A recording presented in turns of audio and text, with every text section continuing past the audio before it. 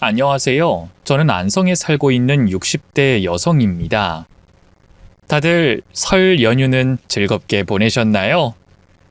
점점 가족들끼리 모이는 설 풍경의 모습은 줄어들고 있지만 이때만큼은 누구나 다들 가족들을 생각하곤 할 겁니다.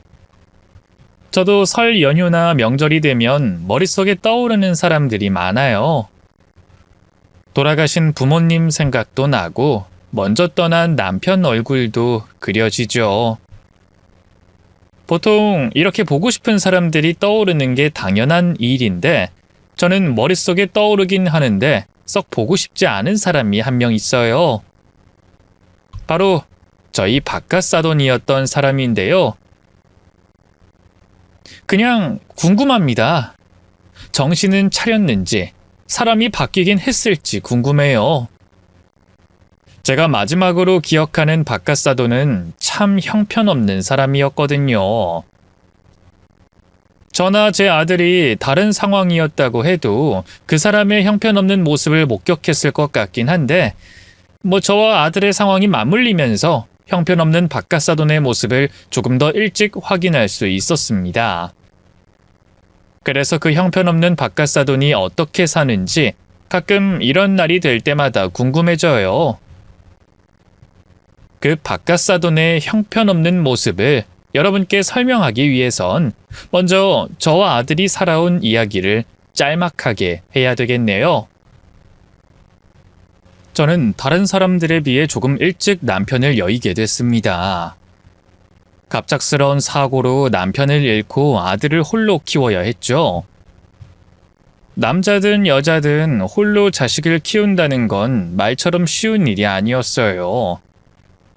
지금 생각해보면 어떻게 했나 싶을 정도로 힘들게 아들을 키워냈습니다. 그때 있었던 일들은 어떻게 설명해도 다 말할 수 없을 거예요. 서글프고 억울한 일들이 거의 매일매일 있었죠. 그럼에도 제가 버틸 수 있었던 건 아들 덕분이었습니다. 제가 해준 것에 비해 바르게 또 잘 자라주는 아들을 보며 어떤 모진 풍파가 저를 덮치더라도 제가 바람막이가 되어 우리 아들을 지켜줘야 한다고 생각했어요. 그런 마음 하나 가지고 살다 보니 어느새 아들이 훌쩍 자라 있었더라고요. 아들은 집안의 경제적인 부분을 빨리 해결하고 싶다며 육군 사관학교를 지원했습니다. 물론 경제적인 부분만이 육사를 지원하게 된 전부는 아니었지만 조금이라도 빨리 저를 도와주고 싶다는 이유가 가장 큰 이유긴 했죠. 어쨌든 아들이 육사를 입학하고 난 뒤에는 제가 아들에게 할 일이 많이 없어졌어요. 경제적인 부분에서도 여유가 조금 생길 수 있었고요. 그게 마냥 좋지만은 않았습니다. 아직 20대인 아들이 너무 일찍 제 품을 떠난 것 같아서 허전할 때가 있었거든요. 하지만 그것도 팔자가 늘어져서 생긴 잡생각이라고 생각하고 다시 열심히 살았습니다. 아들이 저리도 저를 생각해 주는데 제가 천하태평이면 어떻게 하겠어요. 저도 열심히 살아야지. 그리고 아들이 군인인 만큼 자리도 빨리 잡고 결혼도 빨리 할 거라고 생각해 아들이 결혼식을 올릴 때 도와줄 돈을 모으려고 했죠. 그렇게 아들도 저도 서로를 생각하며 열심히 살아가던 중에 육사를 졸업해 군 장교로 복무하고 있던 아들이 전역을 고민하고 있다고 했습니다. 군 생활이 생각보다 적성에 맞지 않고 하고 싶은 일이 생겼다고 했죠. 장기 복무 10년 중 5년 차 때 한번 전역 신청을 할 수 있었기에 이번 시기를 놓치면 나이 때문이라도 다음번에 용기를 낼 수 없을 것 같다고 하더라고요. 사실 제 맘 같아선 말리고 싶었어요. 직업 군인이고 장교면 괜찮은 직업 아닙니까? 무엇보다 안정적이기도 하고요.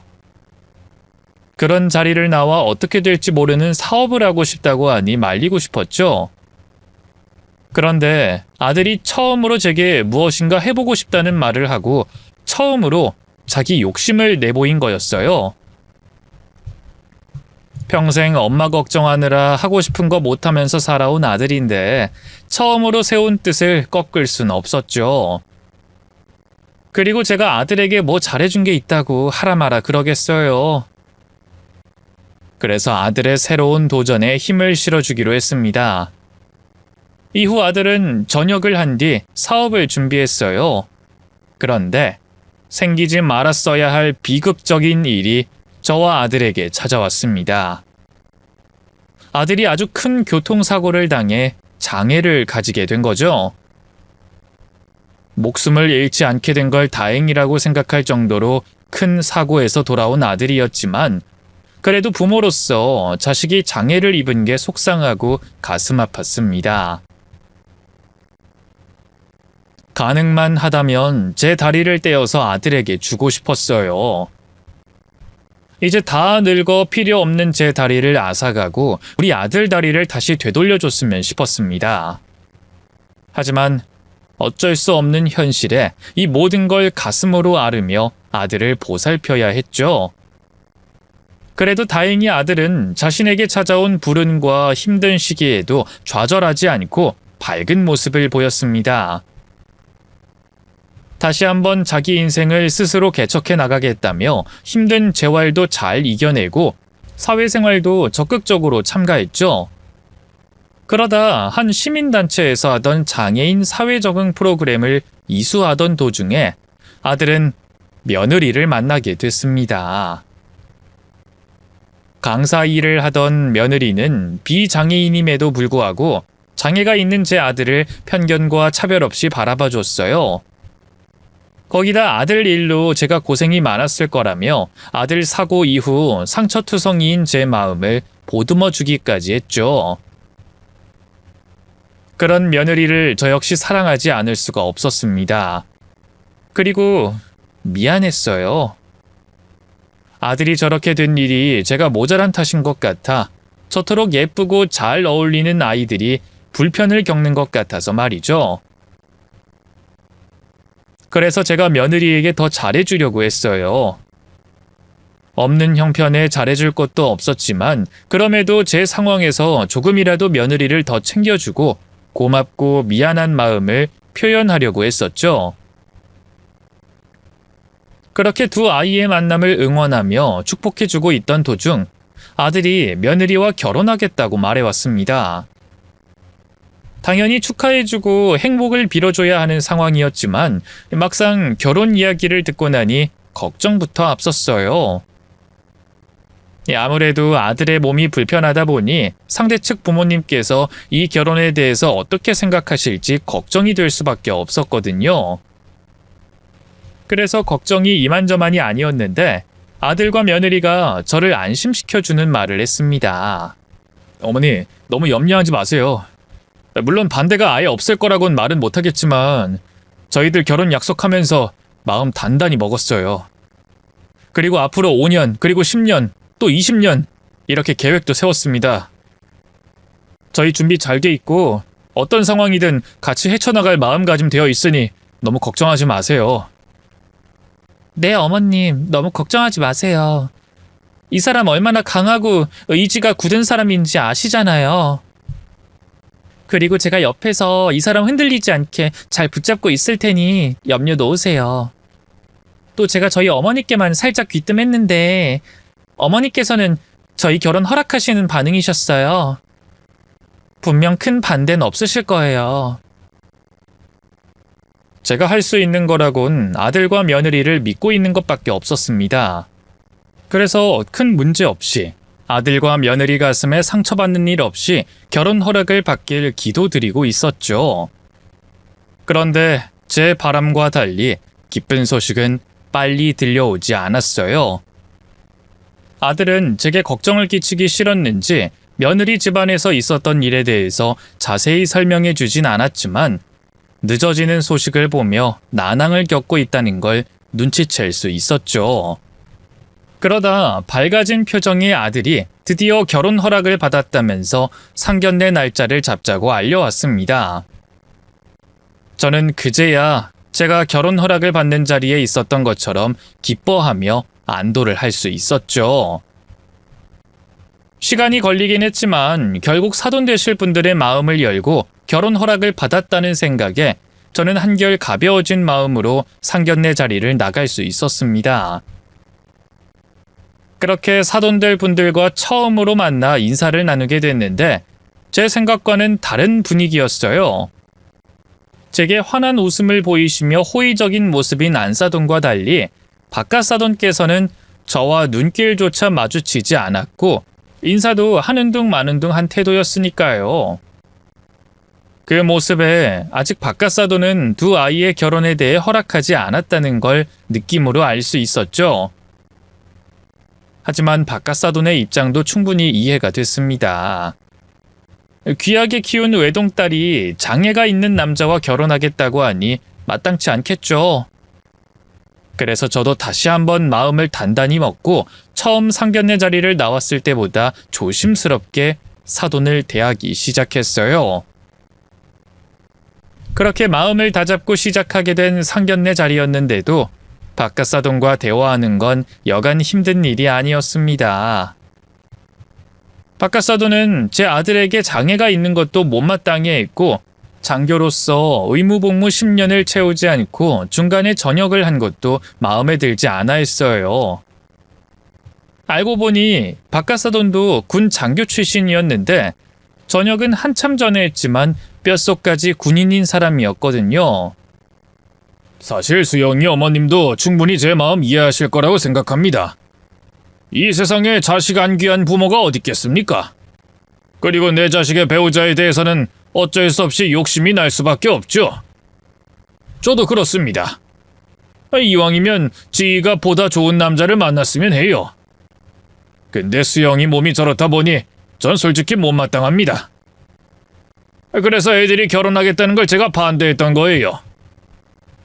그럼에도 이 자리에 나오게 된 건 두 사람이 너무 막무가내로 애로 또 그저 행복할 거라는 착각에 빠져서 결혼하겠다고 고집을 피우길래 수영이 어머님께 같이 좀 말려달라 부탁하려고 나온 겁니다. 수영이 어머님이 자기 자식 귀한 것처럼 남의 자식도 귀하다는 걸 생각해 주시고 애들 좀 말려주시죠. 어머 여보, 지금 무슨 소리 하는 거예요? 애들 결혼 허락까지 다 해놓고 무슨 말을... 그것도 수영이 어머님 앞에서 이게 무슨 실례예요? 수영이 어머님, 이 사람 말 새겨듣지 마세요. 저희 수영이가 얼마나 좋은 아이인지, 우리 지희를 행복하게 만들어줄 수 있는 사람인지 알고 있습니다. 그러니까... 아니야! 당신도 아니라는 거 알면서 왜 그래? 남의 딸도 아니고 당신 딸인데 딸 인생 망가뜨리고 싶어? 그리고 내가 이 결혼 안 된다는 건 장애 때문만이 아니야. 난 수영이 제가 군 복무 도중 전역한 것도 마음에 안 든다고. 자기 말론 하고 싶은 게 있어서 전역했다고 했지만 내가 봤을 땐 나약해 빠져서 전역을 한 거라고. 군생활 힘들고 지겨우니까 사회는 덜 힘들지 않을까 싶어서 나온 게 맞다고. 솔직히 수영이 집안이 괜찮고 넉넉하면 그런 생각할 수도 있지. 근데 나와서 자기가 뭘 하겠다고 전역을 해? 그리고 혼자 전역하면 다야? 전선에서 고생하고 있는 전우들은 어쩌고 혼자 전역을 해? 임관하면서 받은 반지, 그 반지를 맞대고 무라카를 외치며 함께하기로 한 동기들을 배신하고 어떻게 혼자 나올 수 있냐고? 저런 정신머리로 누굴 보호하고 지킬 수 있겠어? 난 내 딸 지켜줄 수 있는 사람을 사위로 삼을 거야. 그래서 수영이는 안 된다고. 아이, 당신 진짜 왜 이래? 사돈, 죄송합니다. 잠시만요. 박가사돈의 갑작스러운 언행에 모두가 당황해했고 안사돈과 며느리가 급히 박가사돈을 밖으로 데리고 나가며 상황을 수습해보려고 했어요. 저는 아무 말도 없이 자리에 앉아 있다 아들에게 이 결혼을 꼭 해야 되겠냐고 물어보게 됐죠. 수영아, 너 이 결혼 꼭 해야 되겠니? 네 장인어른 될 뿐 널 쉽게 인정하지 않으실 것 같은데. 엄만 걱정되는구나. 안 그래도 상처투성이인 우리 아들 마음이 또 난도질을 당할까봐. 오늘 이런 일이 있을 거라곤 저도 예상 못하긴 했는데요. 그래도 전 괜찮아요. 말씀드렸잖아요. 마음 단단히 했다고. 어머니께서도 지희가 얼마나 좋은 아이인지 아시잖아요. 저 지희 포기 못해요. 그리고 어머님께서는 저희 두 사람 응원해 주시고요. 그러니까 제 걱정하지 마세요. 오히려 제가 어머니께 죄송해요. 괜히 저 때문에 어머니 마음 아파하실 소리 듣게 만들어서요. 저는 좀 더 있으면서 아버님 마음 돌려볼 테니까 어머니께서는 먼저 일어나세요. 제가 앞까지 배웅해 드릴게요. 아유, 그래도 해야 되겠다고. 아이, 그럼 됐다. 나도 앉아 있으마. 우리 아들이 하겠다는데 엄마가 힘이 돼줘야지. 또 잘되기만을 바라며 가만히 앉아있을 순 없지. 아들의 확신에 찬 눈빛을 보며 이 결혼을 더는 말릴 수 없었습니다. 그리고 매번 아들 일이 잘되기만 바라왔기에 이번엔 옆에서 힘이 되어주고 싶었어요. 그래서 상견례 자리를 계속 지키게 됐죠. 이후 흥분을 가라앉힌 듯한 바깥사돈을 안사돈과 며느리가 데리고 왔습니다. 그리고는 조금 전 있었던 일에 대해서 사과를 했죠. 저와 아들은 조금 전 일을 없었던 셈 치고 안사돈과 결혼 관련해서 대화를 이어갔어요. 바깥사돈은 더는 회방을 놓지 않았고요. 그렇게 바깥사돈에게 인정받진 못했지만 두 사람의 결혼은 문제없이 준비됐습니다. 아들은 결혼이 예정되면서 더 바빠졌어요. 결혼 전까지 조금이라도 장인의 마음을 돌려보겠다고 매일 며느리 집으로 찾아가 시간을 보냈거든요. 제가 웃는 얼굴에 침 못 뱉고 못난 얼굴도 보다 보면 정든다고 아들을 부추기기도 했고요. 그런데 그 효과가 있었는지 듣던 중에 기쁜 소식이 들려왔습니다. 계속된 방문에 바깥사돈의 마음이 열렸는지 단둘이서 대화를 나눴다고 하더라고요. 그리고 그 뒤로도 아들은 바깥사돈과 제법 많은 시간을 보냈습니다. 나중엔 바깥사돈이 아들에게 자신이 운영하는 회사에 들어와서 일을 배워보지 않겠냐는 말까지 했다고 했어요. 당시 아들이 하고 있던 일이 있긴 했었지만 사업이었기 때문에 겸업이 불가능하진 않아 아들은 바깥사돈의 제안을 수락했고요. 저는 아들이 사돈에게 인정받는 것 같아 기뻤습니다. 또 사돈들께 감사했죠.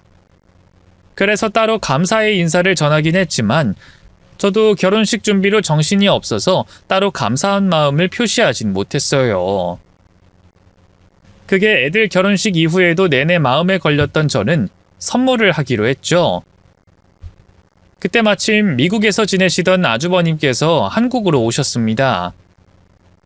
아주버님께서는 미국으로 이민을 가시기 전까지 저희 모자와 가깝게 지내던 분이셨어요. 동생인 남편을 많이 아꼈고 그래서 남편이 죽고 난 뒤에는 저와 아들을 많이 보살펴 주셨죠. 그런데 미국에서 지내시느라 저희 아들 결혼식에 참석하지 못하셨습니다.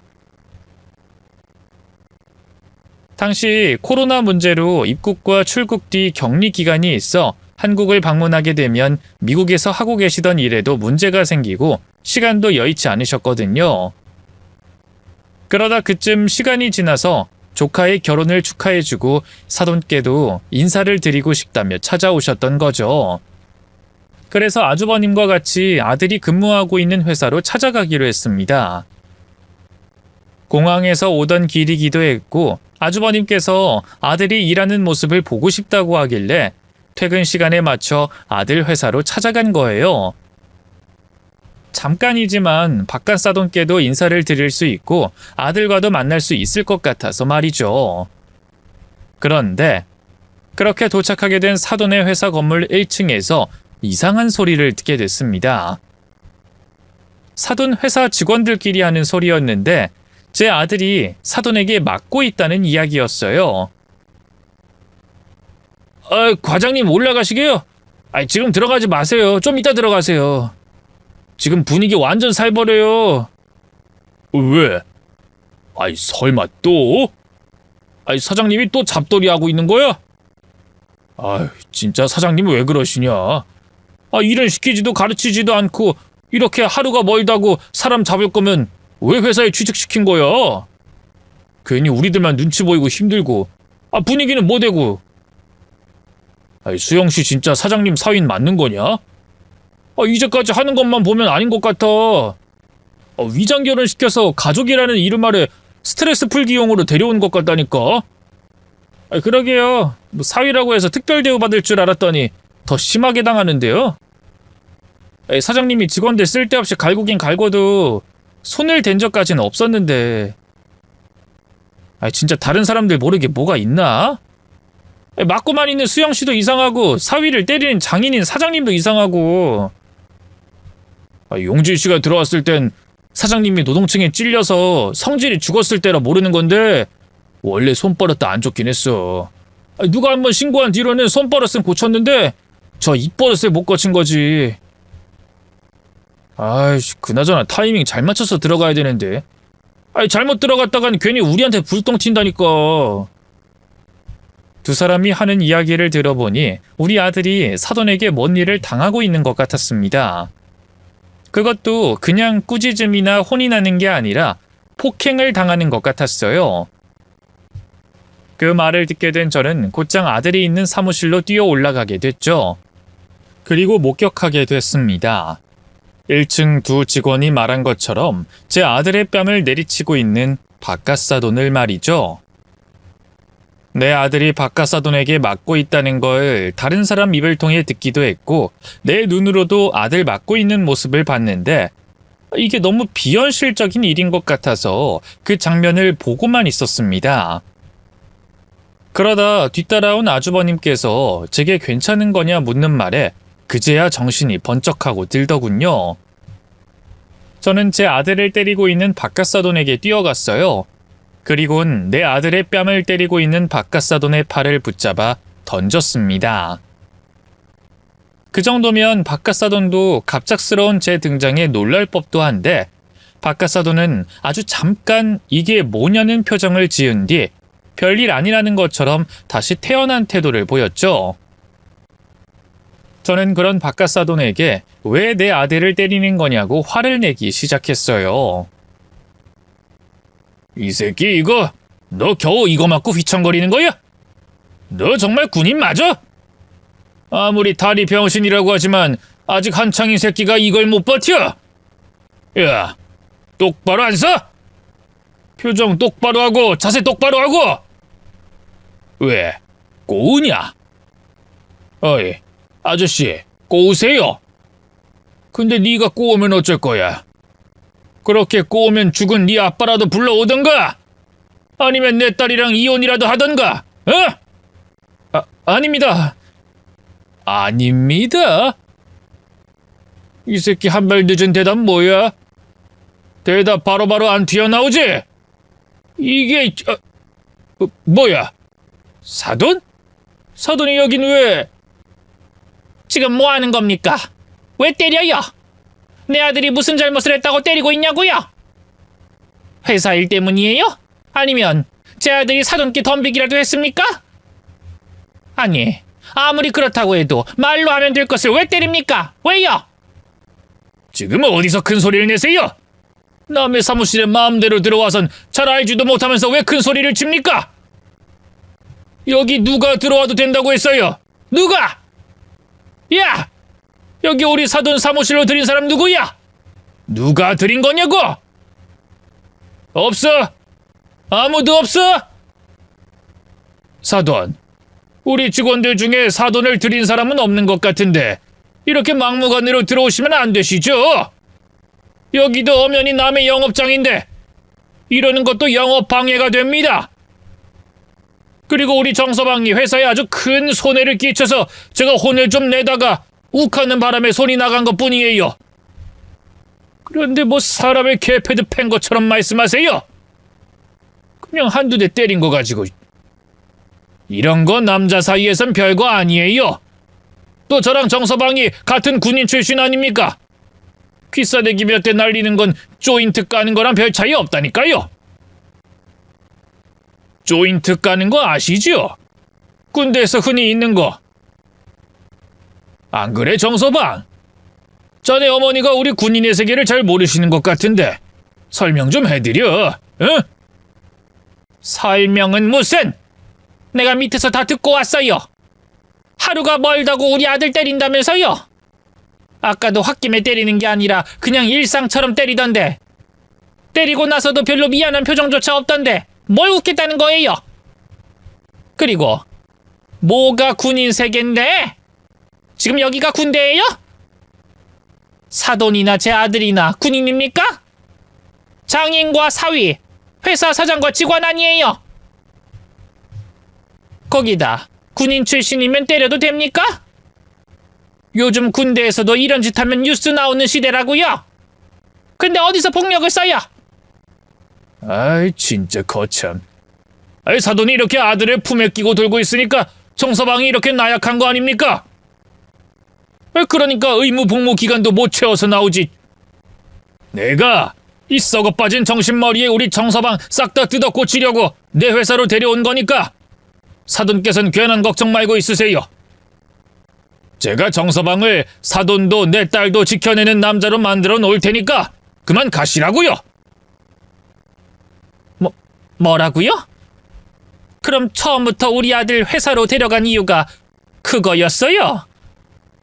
내 아들 당신 기준대로 고치려고? 정말 그런 거예요?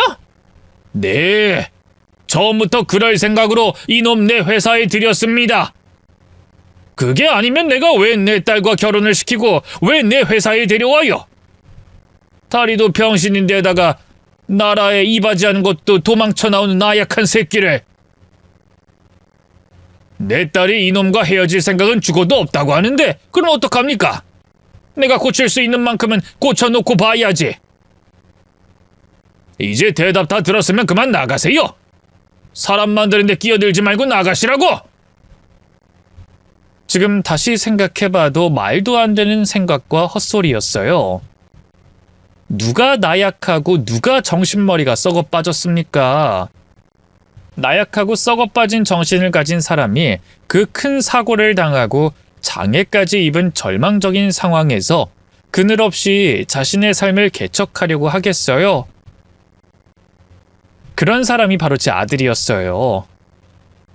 군대를 이르게 전역한 것도 모두 자신의 삶을 더 행복하게 만들기 위한 용기 있는 선택이었습니다.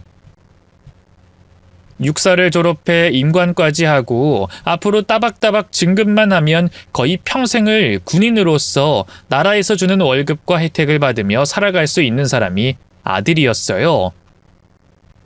물론 육체적으로 힘들겠지만 금전적으로나 정신적으로나 사회를 나와 맨손으로 무엇이든 이뤄야 하는 건 몇 배나 더 힘든 일이었고 그만큼 큰 용기가 필요했던 선택이었습니다. 그 용기 있고 언제든 희망을 잃지 않는 제 아들을 사돈이라는 사람이 자신의 기준대로 개무시를 하더라고요. 모든 걸 자기 기준에서 평가하는 인간과 더는 상대할 필요가 없다고 생각했습니다. 말이 통하지 않을 거라는 걸 진작부터 알고 있었죠. 그래서 그 자리에서 아들을 데리고 나가려 했어요. 수영이 너는 뭐 하겠다고 여기 이런 대접 받으면서 붙어 있어? 너같이 똑똑한 애가 왜 여기 붙잡혀 있냐고. 죄송해요 어머니. 근데 결혼도 여기 회사에 들어온 것도 전부 제 선택이니까. 그리고 제가 조금만 버티면 장인 어른도 인정을 해주실 거라고 생각해서 이런 모습 보여서 죄송해요. 됐다. 네가 왜 나한테 미안해하니? 저 인간이 잘못된 인간인데. 가자. 엄마 너 이런 일 당하는 거 2번은 못 보겠어. 앞으로의 일이야 어떻게 되든 되겠지. 우선은 가자 가. 아들의 얘기를 들으니 왜 그런 일을 당하고도 참았는지 알겠더라고요. 자기 딴에는 제게 걱정 끼치지 않겠다고 장인어른인 사람과 좋은 관계를 맺어 잘 지내보겠다고 참았던 거겠죠. 제가 아들을 가장 잘 알았기 때문에 더는 이 일에 대해서 어떤 물음도 하지 않기로 했습니다. 그대로 그 자리를 떠나려고 했어요. 그래서 아들의 손을 붙잡고 밖으로 나오는데 제 뒤에 서 있던 아주버님께서 가만히 자리를 지키고 있는 겁니다. 그 자리 그대로 서 있던 아주버님께서는 가만히 바깥사돈을 쳐다보시더니 갑자기 자길 모르겠냐고 물어보셨어요. 그런데 자네, 내가 누군지 모르겠나? 뭐? 자네? 하, 참나. 난 생전 처음 보는 얼굴인데 누구세요? 정서방 친척이라도 됩니까? 나랑 결혼식에서 마주치기라도 했어요? 그렇다고 해도 내가 정서방 친척들 얼굴도 일일이 다 기억하고 있어야 합니까? 아, 나 이 집안 사람들은 다들 왜 이래? 저기 정서방 친척분, 저쪽 정서방 사돈 따라서 가세요. 정서방 일로 볼 일이 있어도 나랑 사돈이 해결 볼 테니까 가시라고요. 네? 시간이 많이 흘렀다고 하지만 자네가 날 잊어버렸을 줄은 몰랐는데 진짜 기억이 안 나는 건가? 아니면 안 나는 척을 하는 건가? 이렇게 하면 기억이 안 난다고 또 안 나는 척은 못하겠지? 안 그래? 최성망 중대장. 중대장? 아니 그걸 어떻게... 잠깐, 대대장님? 대대장님이십니까? 아니, 대대장님께서 여기는 어떻게? 아니, 그럼 정서방과... 내가 우리 수영이 큰아버지 되는 사람이야. 원래 내가 우리 수영이 결혼식에 참석을 했어야 했는데 미국에 이민을 가서 코로나 때문에 참석을 못했어. 격리하는 시간까지 따져보니까 내가 그렇게까진 시간이 나질 않았어. 그러다 이번에 시간이 나서 인사도 하고 우리 수영이 챙겨주는데 감사의 표시라도 할 겸 찾아왔는데 이런 일이 있었네. 거기다 자네가 우리 수영이 장인이고. 세상 참 좁아. 안 그래? 저 대대장님. 그러니까 전역한 사람들끼리 대대장은 무슨... 거기다 자네가 중대장일 때나 내가 대대장이었지. 나 별까지 달았던 사람이야. 하긴 자넨 모르겠구만. 자네가 그때 대대장님. 잠시만 저 좀 따로 보시죠. 네? 지금 얘기하고 있잖아. 근데 뭘 또 따로 얘기해? 근데 여기가 자네 회사야? 이야, 자네 진짜 성공했네. 이렇게 번듯한 회사도 꾸리고. 그런데 따지고 보면 나도 이 회사 지분이 좀 있을 거란 말이지. 그때 자네 그 일 있을 때 내가 유야무야 대충 넘어갔으면 자네가 사장은 무슨 대대장님, 제가 잘못했습니다. 혹시 수영이 일 때문에 그러신 거라면 제가 이렇게 사죄하겠습니다. 그러니 제발. 사실 저희 아주버님께서도 군인 출신이셨어요. 당시엔 전역한 예비역 장성이었지만 말이죠. 아들이 육사에 들어갔던 이유 중 하나도 어린 시절부터 가깝게 지낸 아주버님의 영향이 있었습니다. 이런 사실을 바깥사돈이 알게 되면 괜히 불편해할 것 같아서 숨기고 있었는데 어쩌다 보니 저희 아주버님과 바깥사돈이 아는 사이였던 겁니다. 그런데 조금 이상해 보이더라고요. 군인 출신이라 상하관계가 짙다고 하더라도 바깥사돈이 쩔쩔매도 너무 쩔쩔매는 겁니다. 저희 아주버님께서 제 남편과 터울이 많이 나는 편이라 바깥사돈과도 나이로나 군복무 시절 계급으로나 차이가 많이 나겠지만 그래도 왜 저러나 싶을 정도로 쩔쩔매더라고요.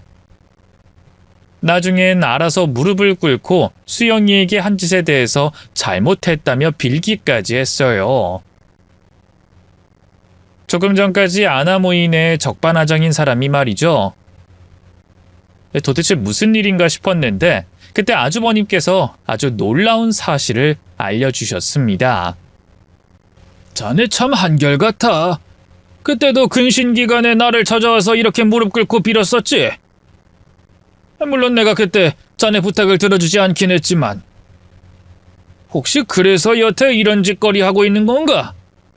내가 그때 자네 부탁을 들어주지 않아서 아직도 밑에 사람들 괴롭히고 있었던 거야? 그리고 자네가 군인 정신을 들먹여? 자네가 그럴 자격이 있다고 생각해? 아닙니다. 없습니다. 자격 없습니다. 그래서 제가 이렇게 빌고 있지 않습니까? 잘못했습니다, 대대장님. 아니, 수영이 큰아범님. 제가 서울의 40대 여성입니다. 제 사연이 재미있을까 고민을 하다가 에이, 한번 해보자는 마음으로 용기를 내어 이렇게 사연을 보내게 되었습니다. 저는 어린 시절부터 부모님과 남동생 그리고 할머니와 함께 살았어요. 집안 사정이 넉넉지는 않았지만 단란하게 잘 살고 있었는데 제 나이 11살 때쯤 운수업을 하시는 아빠가 일을 마치고 돌아오시는 길에 음주운전자의 차에 치여서 그만 돌아가시고 말았습니다. 갑작스러운 사고에 아빠를 잃고 가장을 잃은 우리 집은 슬픔에 빠져있을 겨를도 없었어요. 당장 입에 풀칠할 걱정에 엄마는 일을 하느라 바쁘셨기 때문이죠. 그러다 보니 어린 동생과 저는 거의 할머니 손에 자라났습니다. 누구나 자식은 애틋하다지만 우리 엄마에게 저는 아픈 손가락과 같았습니다. 왜냐하면 저에게 작은 장애가 있는데 그게 어떤 사건 이후에 생겼거든요. 어느 날 저는 집에서 동생이랑 놀고 있었어요. 숨바꼭질을 하며 동생이 하나, 둘, 셋 숫자를 세는 동안 저는 숨을 곳을 찾고 있었죠. 2층 단독주택에 주인분들이 살고 우리는 그중 반지하 집에 살고 있었거든요. 그 집에는 1층에서 옥상까지 올라가는 낡은 철제 계단이 있었어요. 그 계단 위쪽에 판자 같은 것이 덧대어져서 밖에서는 잘 안 보이는 공간이 어린 제 눈에 들어왔습니다. 그래, 여기다. 숨기에 딱이겠어. 저는 엉금엉금 철제 계단을 올라갔어요. 위험하다고 어른들이 잘 이용하지 않았던 그 계단은 군데군데 녹이 슬어서 제가 올라갈 때마다 끼릭끼릭 소리가 났지만 전 아이였어요. 그게 위험한 줄도 모르고 저 비밀 공간에 숨어야지 하는 마음으로 계속 올라가다가 그만 철제 계단 일부가 끊어지면서 저는 그대로 바닥에 떨어지고 말았습니다. 저는 비명을 지르면서 아파했어요. 어린 남동생은 제 비명 소리를 듣고 달려왔지만 제 다리에서 철철 흐르는 피를 보고 무섭다며 엉엉 울기만 했죠. 저는 큰 사고를 당했지만 어디에 도움을 청할 수가 없었어요. 엄마는 일 나가시고 할머니도 외출하셔서 집에 어른이 한 분도 안 계셨거든요. 그렇게 저는 너무 아파서 엉엉 울고 있는데 마침 지나가시던 슈퍼 아줌마가 절 병원에 데리고 가주셨어요. 동네 병원에서 의사 선생님이 큰 봉합 수술이 필요하니 큰 병원에 가라고 말씀하셨어요. 나중에 연락을 받고 오신 엄마와 할머니랑 다른 동네의 큰 병원에 갔습니다. 여러 시간이 걸린 수술을 마치고 나서 제 상태는 완전히 회복되지 않았습니다. 녹이 쓴 철제에 찢겨져서 이미 세균 감염이 심한 상태였고 어디에서 문제인지 모르겠지만 수술받은 정강이는 그 뒤로 온전치 못했습니다. 그 일 전까지 저는 뜀박질을 잘해서 동네 누구와 시합해도 져본 적이 없었거든요. 하지만 이제 달리기를 하지 못하는 다리를 갖게 되었습니다. 그리고 약간 절뚝이면서 걷는 모양새가 돼서 학교에 못된 애들한테 놀림도 종종 받았어요. 제 걷는 모습만 보면 우리 엄마랑 할머니는 눈시울이 붉어지십니다. 30년도 더 지난 지금도 그러세요. 에이, 살면서 뛸 일이 얼마나 있다고 그러세요. 걷는 모습이 좀 그래 보이는 것뿐이지 저 감기도 잘 안 걸리는 건강한 몸인걸요? 다리 한쪽 불편한 것은 나에게 아무것도 아니에요. 엄마가 그러실 때마다 저는 씩씩하게 엄마를 달래주었지만 엄마의 표정은 늘 슬프셨답니다. 그래서인지 엄마는 제 일이라면 만사 제쳐두고 저를 구하러 어디서든 나타나셨답니다. 저도 워낙 놀림받고 곱지 않은 환경에서 자라다 보니 심성이 단단해졌어요. 그래서 웬만한 일에는 꿈쩍 않고 남들이 뭐라고 하든지 제가 옳다고 생각하는 일은 밀어붙이는 쇠고집을 갖게 되었어요. 그래서 아주 똑순이같이 커버렸는데도 우리 엄마 눈에는 아직 혼자 놀다 다친 12살 딸인가 봐요. 아빠가 세상을 떠나신 뒤 엄마는 식구들 먹여 살리기 위해 나섰지만 참 막막하셨다고 해요. 내가 할 줄 아는 기술이 있기라니 가방끈이 길긴 하니 처음에는 근처 식당마다 들어가서 사람 쓰냐고 물어보다가 쫓겨나기도 했다. 엄마는 낮에는 식당에서 밤에는 고시원 청소를 하시면서 닥치는 대로 일을 했대요. 시장에서 작은 가게라도 하나 할 수 있으려면 권리금을 모아야 했으니까요. 제가 중학교에 입학할 무렵에는 아는 사장님 도움으로 근처 시장에서 작은 야채 가게를 여셨어요. 우리 야채 가게는 시장 어느 가게보다 일찍 문을 열고 늦게 문을 닫는 것으로 유명했어요. 시장 상인들 중에는 텃세를 부리면서 엄마에게 욕을 하고 못살게 구는 사람들도 있었대요. 굴러온 돌에게 자기 손님들 뺏긴다는 이유였죠. 어떤 날 엄마 가게에서 일을 도와주고 있는데 한 아줌마가 와서 엄마에게 삿대질을 했어요. 아니, 상도라는 게 있지. 아침 8시부터 열면 아침 손님 죄다 뺏어가겠다는 거야? 뭐야? 이 시장에서 내쫓기고 싶지 않으면 눈치 봐가면서 장사해. 듣자 하니 너무 도가 지나쳐서 제가 화가 났어요. 아주머니, 그럼 아주머니도 아침 8시에 문 여시면 되잖아요. 우리 엄마가 법을 어겼어요? 부지런한 게 죄예요? 넌 또 뭐야? 아유, 보아하니 다리도 성치 않구만. 그럴 바에 시장에서 장사할 게 아니고 애 데리고 병원이나 가야 하는 거 아니야? 이 여편네가 말이면 다야? 내 딸이 어디가 어때서? 엄마는 아줌마 머리채를 잡고 상무를 돌리듯 이리저리 흔들어댔고 늘 참던 엄마가 이렇게 나오니 아줌마는 당황했어요. 우리 가게에 함께 있던 손님들은 싸움을 말리면서 함께 우리 편이 되어주셨습니다. 저 위에 경동 야채가게 사장이죠? 아줌마, 거기 야채 상태가 영 별로라 요즘 안 가요. 이 집이 훨씬 싱싱하고 친절하신데 거길 왜 가겠냐고. 그러게 말이야. 성실하게 잘하는 여기 사장님한테, 게다가 착한 딸내미한테 그게 어른으로서 할 소리냐고. 아우, 당장 나가요. 아주 동네 사람들한테 경동 야채 가지 말라고 소문을 내야겠어. 그 아줌마는 도망치듯 갔고 다시는 우리 가게에 와서 그런 짓거리를 하지 않았습니다. 그렇게 주변 상인들의 견제에도 엄마는 친절함과 성실성을 인정받아서 단골 손님이 많이 늘어나 장사가 잘 되었어요. 결국 제가 대학교에 갈 무렵에는 처음으로 우리 집을 사서 이사 갔습니다. 저는 아직도 그날의 기억이 생생해요. 우리는 워낙 세간살이가 많지 않아서 이사업체를 부를 필요도 없었어요. 이삿짐 나를 트럭과 기사 아저씨 한 분, 그리고 우리 가족이 모두 함께 이삿짐을 싸고 날랐죠. 할머니는 우리보다 먼저 그 집에 도착해서 온 집안이 번쩍번쩍 빛이 날 정도로 쓸고 닦고 계셨습니다.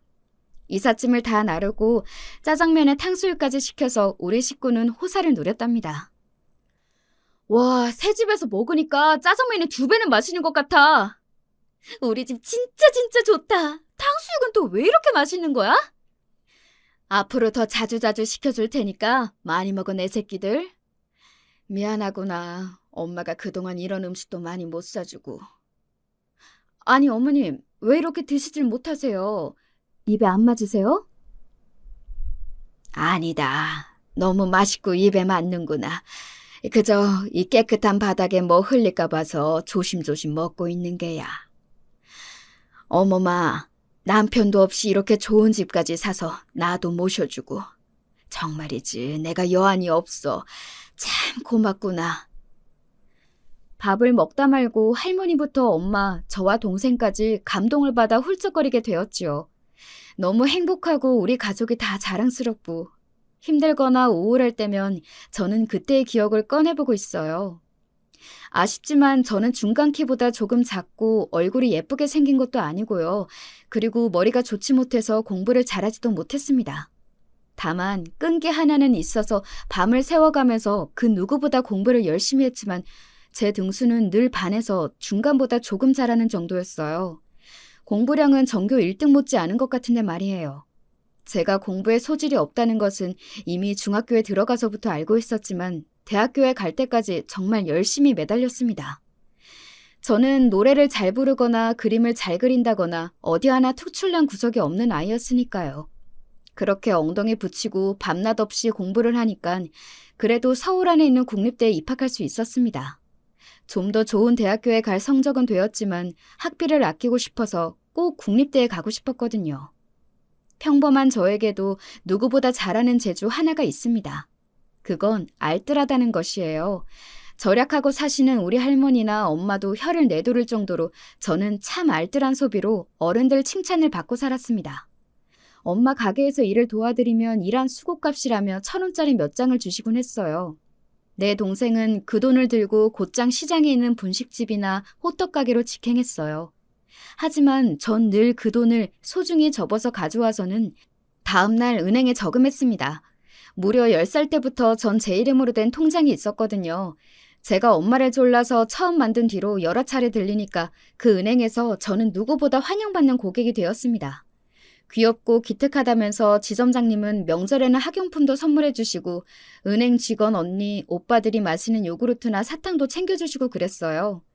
다른 애들이 놀이터 가는 대신 저는 은행이 놀이터였던 셈이죠. 사춘기를 넘어서는 적금이나 대출 등 은행 상품에 대한 공부까지 은행에서 다 배웠기 때문에 또래에 비해서 경제관념이나 지식이 뛰어났습니다. 성인이 되자마자 주택청약저축을 가입했었고 늘 고이율의 적금, 예금, 나중에는 펀드 등 파생상품 등 은행 직원들이 좋은 것을 추천해 주셨기 때문에 돈을 잘 불릴 수 있었어요. 그래서인지 오늘 이날까지 남들이 다 하는 주식이나 가상화폐 등 위험한 투자는 절대 하지 않아요. 우리 집은 엄마가 장사를 하시니까 남들만큼 여행을 가거나 나들이를 가지는 않았어요. 그래도 저는 그것이 불만이었던 적은 없어요. 우리 가족은 날이 좋을 때 관악산에 등산을 가고 여름 열대야로 무더위가 기승을 부릴 때는 한강변에 돗자리 펴놓고 시원하게 놀았거든요. 나가더라도 가급적 외식을 안 했고 늘 집에서 주먹밥, 김밥, 그리고 과일 등을 도시락 싸서 까먹고 옵니다. 사실 여러분도 아시겠지만 등산로나 공원 등 밖에서 사 먹는 음식은 더럽게 비싸잖아요? 게다가 관광지 음식은 맛도 없고 정성도 없어서 정말 별로예요. 우리 식구는 밥 외에는 가끔 과일 정도만 먹을 뿐 음료수나 과자도 안 먹고 간식도 안 좋아해서 몸도 건강하고 돈도 아낄 수 있어서 참 좋았습니다. 다만 동생은 식성이 달라서 자기 용돈으로 나가서 떡볶이나 과자 등을 가끔 사 먹고는 했지만요. 그리고 저는 세상에서 옷과 신발값이 가장 아까워요. 사실 그런 것들은 허세 중에 하나라고 생각하는 사람입니다. 학교 교복이나 회사에서 입는 유니폼이 얼마나 고마운지 모르겠어요. 단정하고 예쁘지 이런저런 옷 살 필요 없고 아침마다 옷 고를 고민 안 해도 되니까요. 처음 회사 다니면서 유니폼이 너무 좋아서 가끔 모임이나 친구들을 만나러 갈 때 유니폼을 입었더니만 다들 지질이 궁상이다라며 말리더라고요. 그 말에 동의한 것은 아니지만 사회에서 적절한 때에 입는 옷은 필요하다고 깨닫고 그 뒤로는 그런 일은 자제하고 있어요. 그래서 1년에 2번 정도 쇼핑하는 날을 정해서 엄마랑 할머니랑 다녀오고는 합니다. 질 좋은 옷도 시즌만 잘 잡으면 아울렛이나 매장에서 싸게 살 수 있더라고요. 아무래도 최신 유행하는 옷은 못 입지만 무난한 디자인으로 입으면 아무 문제 없다고 생각합니다. 이렇게 알뜰하기로는 둘째라며 서러운 저도 저보다 더한 짠순이를 만난 적이 있어요. 회사에 다닐 때 진짜 짠순이 한 명 있었어요. 예를 들어 다 같이 식당에 가서 3,500원짜리 밥을 사 먹으면 나 돈 10,000원짜리 깨기 아깝다. 3,000원에서 딱 500원만 있으면 되는데 누구 500원만 빌려줄 사람? 매번 이런 식으로 작은 금액을 주변에서 빌리고 제대로 갚지를 않았습니다. 한 번은 사람들 사이에 불만이 터져 불만 많은 최대리가 총대 메고 직접 물었어요. 너 진짜 왜 그러는 거냐? 내가 왜요? 같이 일하는 사이에 이런 작은 돈은 빌려줄 수 있는 거 아닌가요? 이 돈 안 갚는다고 크게 잘못될 것은 없잖아요? 이렇게 자기 돈만 아깝다 하고 남의 돈 소중한 줄은 모르니 점점 사람들이 얘를 멀리하더라고요. 그런데 이 짠순이 직원이 어떻게 되었는지 아세요? 대기업 다니고 강남에 집이 있는 부자 남자친구 생겼다면서 회사에 자랑을 늘어놓고 다녔었는데 글쎄 알고 보니 그 남자친구는 사기꾼이었고 그 남자한테 빌려준 돈이 4천만 원이 넘는다며 맨날 울고 눈이 퉁퉁 부어서 회사에 다니더래요. 남들 욕먹어가면서 돈 그렇게 모아둔 돈을 엉뚱하게 다 날리고 주변에서는 그 직원을 위로해주기는커녕 아주 잘 되었다, 속 시원하다며 고소했으니 참 돈은 진짜 잘 써야 한다고 그 직원을 통해 배웠습니다. 제 경우에는 제 것도 아끼지만 공공 물품도 매우 아낍니다. 집이든 회사이든 제가 있는 공간이 어디이든 전기가 낭비되고 있으면 가서 끄고 물이 새면 잠그고 다닙니다. 은행이나 가게에 무료로 비치된 서비스 음료나 사탕이 있어도 딱 저와 제 일행수에 맞춰서 챙깁니다. 또 저는 주변 분들에게 쓰는 경조비는 아끼지 않고 상식선에서 하는 편입니다. 그런 돈은 인색해봐야 좋을 것 없다는 것을 바로 위의 경험에서 느꼈기 때문이죠. 알뜰한 저희 할머니나 엄마도 축의금, 특히 조의금만큼은 주변 못지않게 내십니다. 그러면 받으시는 분들이 놀라세요. 그렇게 아끼시는 사람이 조의금을 왜 이렇게 많이 주셨나면서 더욱 고마워하시지요. 그러니까 구독자 여러분께 저 현명한 짠순이라고 자랑해도 되는 거 맞죠? 이만큼이나 짠순이인 저에게 데이트 비용도 참 아까운 것이더라고요. 아무리 남자가 더 돈을 쓴다고 해도 어떻게 얻어먹기만 하나요? 남자가 인당 10,000원쯤 하는 비싼 밥을 사주면 저도 그 다음에 커피나 디저트 같은 것을 또 비슷한 수준에 맞춰서 사줘야 하잖아요. 영화 관람료에 팝콘에 밥값에 찹값까지 하루에 쓰는 돈이 5만 원을 훌쩍 넘게 되더라고요. 제 돈만이 아니라 남자친구 돈도 아껴볼 생각에 저는 공원, 등산, 무료 박물관 이런 데이트를 제안하고는 했습니다. 그리고 외식 대신 제가 싸온 도시락과 보온병에 커피를 담아오니까 전 그런 제 자신이 뿌듯했거든요. 하지만 만나던 남자친구들은 제가 재미없대요. 처음에는 알뜰하고 사상이 바르다라고 반기더니 나중에는 이렇게 노는 게 지겹다. 너는 20대 아가씨가 어떻게 된 게 우리 엄마보다 더 궁상이냐? 험한 말까지 하고 헤어진 남자도 있었어요. 이런 저를 이해해주지 못하는 또래의 친구들도 너무 속상하고 슬펐어요.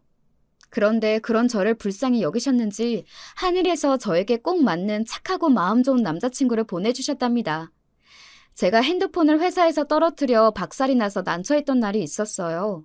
매달 나가는 통신요금과 그 비싼 기계값 하며 현대인의 필수품이라고 하니 사용은 하지만 전 그 돈이 늘 아깝다고 생각해왔는데 기계를 바꾼 지 1년 만에 이렇게 되어 너무 아까웠지요.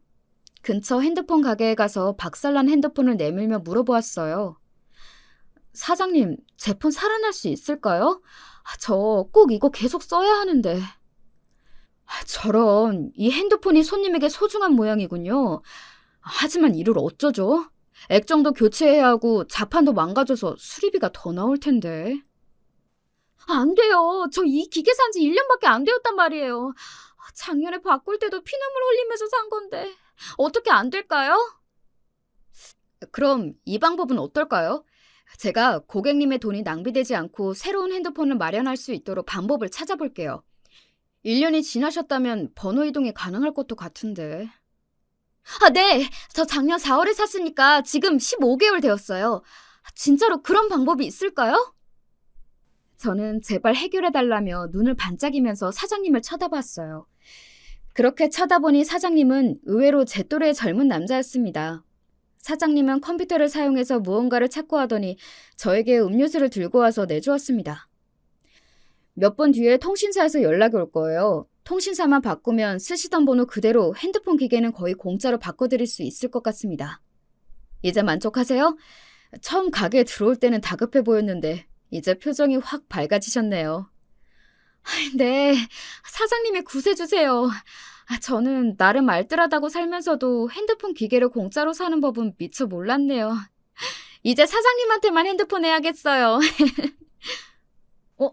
그러고 보니 여기 근처에 대광상사 직원인가 봐요. 저 거기에 단골 손님 많은데 앞으로도 지나가다가 커피나 음료 마시러 들려주세요. 진짜요? 제가 집에 갈 때 타는 버스 정류장이 이 근처라 매일 지나다니기는 해요. 저 진짜 자주 놀러 와도 되는 거죠? 그럼요. 저 빈말 안 하는 남자입니다. 그런데 서진 씨 지금 가입서를 작성하다 보니 나랑 생년월일이 똑같네요? 이런 인연이 다 있네요. 저와 생년월일이 똑같고 심지어 이름도 비슷한 서준이라고 하니 우리는 처음부터 친밀감이 생겼고 친구가 되기로 했습니다. 때는 더운 7월이었기 때문에 버스를 타기 전에 전 서준이네 가게에 들려서 시원한 에어컨 바람을 쐬며 함께 얘기하다가 집에 가곤 했습니다. 서준이는 혼자서 가게를 봐야 해서 화장실을 가거나 급한 일이 있을 때면 퇴근 이후 제가 잠깐씩 가게를 봐줄 정도로 친해졌어요. 그리고 늘 혼자서 자장면이나 찌개 등 배달 음식으로 대충 식사를 때우는 것이 제 눈에는 안타까웠습니다. 그래서 특기를 발휘해서 간단한 도시락을 싸주고는 했죠. 와, 나 집밥 너무 좋아하는데 딱 내가 좋아하는 집밥 스타일 도시락이다. 정말 고마워. 잘 먹을게. 서준이는 언제나 제 도시락을 아이같이 활짝 웃으면서 반겨주었기 때문에 저는 도시락을 쌀맛이 났습니다. 친한 남자친구들과 달리 서준이는 날이 갈수록 제 도시락을 좋아하고 의지하기까지 했어요. 그러던 어느 날 가게에서 같이 도시락을 저녁으로 까먹고 있었는데 서준이는 조그마한 상자를 내밀었습니다. 내가 맨날 너한테 신세만 지는데 이거 받아주라. 은색 상자를 펴보니 그 안에는 투명하고 작은 보석이 박혀있는 반지 하나가 있었어요. 놀란 눈을 하고 서준이를 쳐다보니 그는 이미 양볼이 발그레하면서 수줍어했어요. 선물이기도 하고 이제 그냥 친구 말고 여자친구 해주라. 나 너 좋아해. 저도 사실 서준이를 만나는 동안 좋아하는 마음이 몽글몽글 솟아나고 있었던 차에 그의 고백을 받으니 그렇게 기쁠 수가 없었습니다. 저는 단숨에 반지를 왼손 약지 손가락에 끼고 서준이를 껴안아 주었어요. 우리는 그렇게 정식 연인이 되었답니다. 사실 데이트라고 해도 퇴근한 제가 서준이네 가게에서 함께 봐주면서 놀다가 서준이가 저를 집에까지 데려다 주는 것이 대부분이었죠. 서준이는 저를 좋은 데이트 장소에 데려가지 못한 것에 늘 미안해했습니다. 나는 도리어 너무 좋은걸? 괜한 데에 다니면서 돈 쓰지 않고 서준이가 돈 버는 시간을 빼앗지 않고 일터에서 여름에는 시원하게 즐길 수도 있으니 완전 땡큐지. 이런 저를 너무 예쁘고 착하다며 더 아껴주고 믿어주는 서준이와 저는 정말 환상의 궁합이었습니다. 그러던 어느 날 퇴근하고 오니 서준이는 이미 가게 문을 닫고 있었습니다. 가게 문 앞에는 임시 휴업이라는 푯말이 붙어 있었죠. 서준아, 무슨 일이 있는 거야? 왜 가게 문을 일찍 닫았어? 사실은 오늘 너랑 가볼 중요한 곳이 있어서 가게 문을 일찍 닫았지. 자, 가자. 어찌된 영문인지 모르겠지만 서준이는 우리 집에 가보자며 저를 억지로 버스에 태웠습니다. 그러고 보니 서준이는 평소에 간편한 반팔티에 면바지를 입고 있었는데 오늘따라 넥타이까지 메고 근사한 정장 차림이었습니다. 오늘 왜 이렇게 멋있게 차려입은 거야? 나 설레게. 정말? 나도 양복 차림이 꽤나 잘 어울리지. 미안하지만 오늘만은 너한테 잘 보이려고 입은 게 아닌데. 갑작스러운 남자친구의 방문에 우리 할머니는 서둘러서 옷을 갖춰 입느라 당황해하셨어요. 아니, 우리 손녀딸 애인이 올 줄은 내가 미처 몰라서. 미리 언지를 좀 줘야 이 할미가 맛있는 반찬도 만들어 놓을 거 아니냐. 그리고 저는 시장에 계신 엄마에게 집에 일찍 오실 수 있는지 전화를 드렸어요. 서준이에게는 우리 식구들 앞에 깜짝 방문한 속셈이 있었습니다. 할머님, 어머님, 절 받으십시오. 귀한 따님의 남자친구 김서준이라고 합니다. 서준이는 넙죽 절을 올리고 특유의 해맑은 웃음을 날리면서 두 분께 인사를 드렸어요. 우리 엄마는 당황스럽기도 하지만 인상이 좋은 서준이를 보시고는 기분이 좋으셨던 것 같아요. 한참 동안 엄마와 할머니는 서준이에게 궁금하신 이것저것 물어보시면서 대화를 하고 있었어요. 저는 할머니가 하시던 찌개랑 반찬을 마무리하며 부엌에 있었는데 갑자기 저를 부르시더라고요. 아이고, 우리 손녀가 벌써 시집을 가다니 내가 참 오래도 살았다. 그렇죠, 어머니? 이제 이런 순간이 오고야 말았네요. 하지만 우리 사위가 너무 좋은 사람 같으니까 아쉬움은 없어요. 네? 사위라니 무슨 말씀이신 건지 어리둥절한 표정으로 있었어요. 서진아, 나 두 분께 허락받았다? 우리 결혼